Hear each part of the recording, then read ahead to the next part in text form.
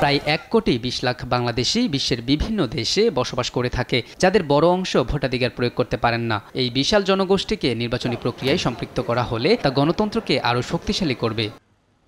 মঙ্গলবার সকালে আগারগাঁও নির্বাচন ভবনে নির্বাচন কমিশনার আবুল ফজল মোহাম্মদ সানাউল্লাহ সাংবাদিকদের জানান, প্রবাসীদের ভোটদানের জন্য ইতিমধ্যে প্রক্সি ভোট সহ মোট 3টি প্রস্তাবের সুপারিশ করা হয়েছে। ভোটদানের জন্য একটি ওয়ার্কশপের আয়োজন করা হবে। কমিটি 3টি পদ্ধতি সাজেস্ট করেছে।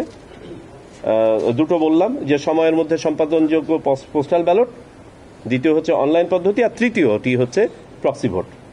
প্রক্সি ভোট অর্থাৎ একজন প্রবাসী বাংলাদেশির পক্ষে বাংলাদেশে অবস্থানরত একজন ভোটার তার ভোটার এলাকার তার হয়ে ভোটটা দিয়ে দেওয়া। যে একটা ওয়ার্কশপ করা হবে এই প্রস্তাবনার উপর, এই তিনটি পদ্ধতি নিয়েই।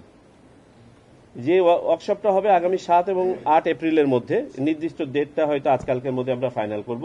নির্বাচন কমিশনার বলেন, প্রক্সি ভোটিং চালুর জন্য একটি বিশেষ অ্যাপ তৈরি করা হবে। এই অ্যাপ দিয়ে প্রবাসীরা নিবন্ধন করে নির্ধারিত নমিনির মাধ্যমে ভোট প্রদান করতে পারবেন। প্রবাসে যারা গিয়েছেন তারা তো কেউ এনআইডি নিয়েই গেছেন, তার মানে উনি ভোটার তালিকায় আছেন।